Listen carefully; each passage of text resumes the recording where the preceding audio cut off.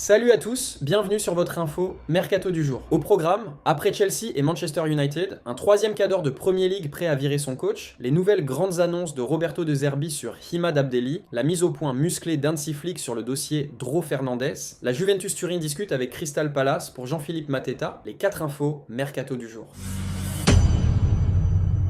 Après les départs d'Enzo Maresca et Ruben Amorim, respectivement remerciés par Chelsea et Manchester United, une troisième place forte du championnat d'Angleterre envisage également un changement d'entraîneur en ce début d'année. Les entraîneurs en fonction de l'autre côté de la Manche vivent des heures difficiles en cette saison 2025-2026. En septembre dernier, Graham Potter a été remercié et remplacé par Nuno Espirito Santo sur le banc de touche de West Ham United. 2 mois plus tard, la lanterne rouge Wolverhampton poussait vers la sortie Vitor Pereira. Le 1er janvier 2026, Chelsea a annoncé le limogeage de l'Italien Enzo Maresca, l'Anglais Liam Rosenior débarquant de Strasbourg même si les Blues ont pensé à un ancien coach de Ligue 1 avant de lui donner sa chance. Quelques jours plus tard, ce fut au tour de Manchester United de mettre fin à sa collaboration avec le Portugais Ruben Amorim, remplacé pendant 2 matchs par Darren Fletcher avant la nomination de Michael Carrick. Une véritable hécatombe qui se poursuivra à coup sûr en fin de saison avec le départ acté d'Oliver Glasner en fin de contrat avec Crystal Palace. Avant Glasner, une autre place forte de la Premier League pourrait envoyer son entraîneur sur la touche.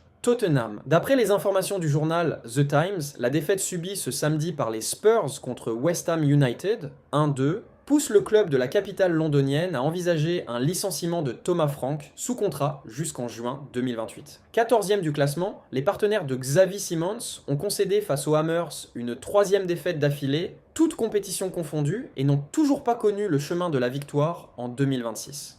Les nouvelles grandes annonces de Roberto De Zerbi sur Imad Abdelli. Interrogé après la large victoire de l'OM à Angers, Roberto De Zerbi a tenu un discours clair sur le mercato hivernal et le dossier Imad Abdelli. L'entraîneur marseillais a livré plusieurs messages forts en pleine période de transfert. L'Olympique de Marseille a parfaitement rectifié le tir après son faux pas face à Nantes, en livrant une démonstration de force sur la pelouse d'Angers, 5-2. Dès les premières minutes, les hommes de Roberto De Zerbi ont imposé un rythme étouffant, se créant plusieurs situations chaudes avant d'ouvrir logiquement le score par Amine Gouiri. L'OM a ensuite déroulé son football avec une aisance impressionnante, portée par la justesse technique de Greenwood, l'activité d'Emerson et l'efficacité clinique de son trio offensif. Supérieurs dans tous les compartiments du jeu, les Marseillais ont rapidement plié la rencontre avant la pause, inscrivant 4 buts en 40 minutes et ne laissant aucune chance à des Angevins dépassés par l'intensité adverse. Malgré 2 buts encaissés, Marseille a affiché une maîtrise collective rarement vue cette saison, signant ainsi son premier succès en Ligue 1 en 2026.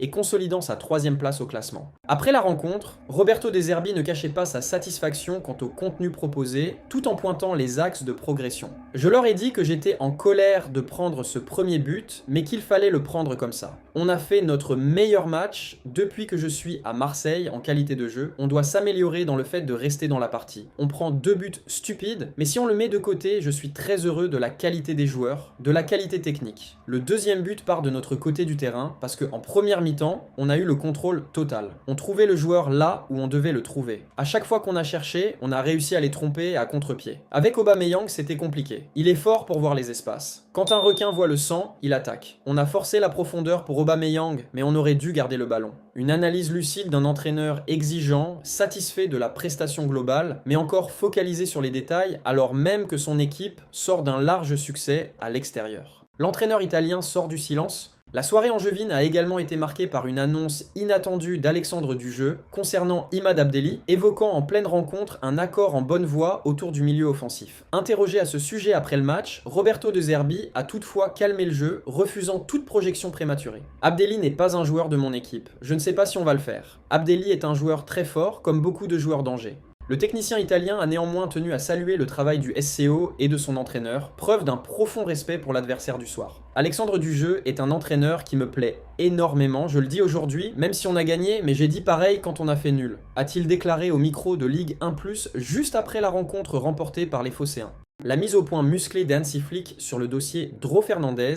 Présent en conférence de presse avant de se déplacer sur la pelouse de la Real Sociedad pour le compte de la 20e journée de Liga, Hansi Flick a logiquement été interrogé sur la rumeur Dro Fernandez, annoncée tout proche du PSG.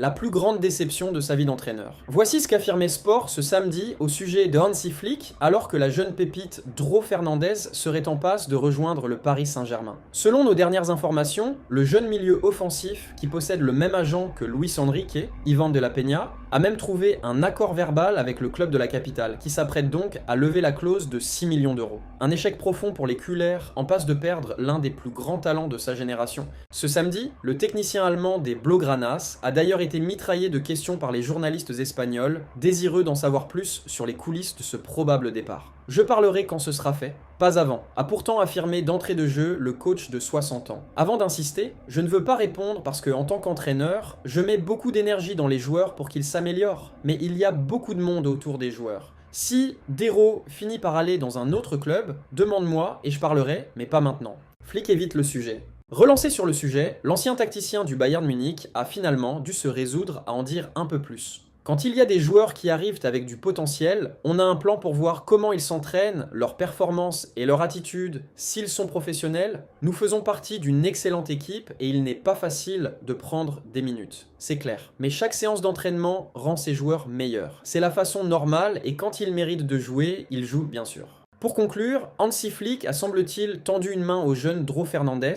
Mon idée est qu'ils continuent tous. Dro n'est pas encore un joueur terminé, mais c'est le football. Il y a des joueurs de 17 ou 18 ans, mais il y a des gens autour d'eux qui prennent des décisions, mais je ne veux rien dire d'autre. Il semblerait que la messe soit déjà dite. La Juventus Turin discute avec Crystal Palace pour Jean-Philippe Mateta. Moins de 5 mois avant le départ des Blues pour la Coupe du Monde, l'attaquant français Jean-Philippe Mateta Crystal Palace pourrait quitter la Premier League pour se donner plus de chances d'être appelé dans l'équipe de France. En voyageant à Sunderland ce samedi, 16h, Jean-Philippe Mateta, sous contrat jusqu'en 2027, jouera-t-il son dernier match avec Crystal Palace ? Le scénario est plausible car une offre de la Juventus Turin doit arriver dans les prochains jours sur le bureau des dirigeants anglais.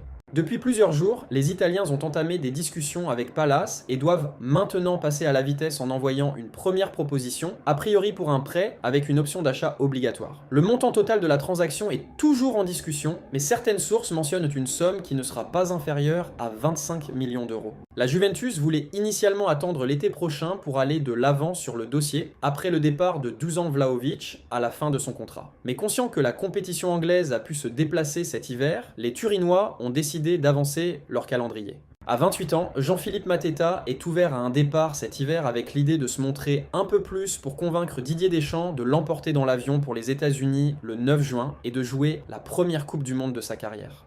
Voilà pour les infos du jour sur FootXperts. Dis-moi en commentaire ce que tu en penses. Like la vidéo si elle t'a plu et abonne-toi pour ne rien rater du mercato et des breaking news chaque matin. À demain pour encore plus d'actu foot.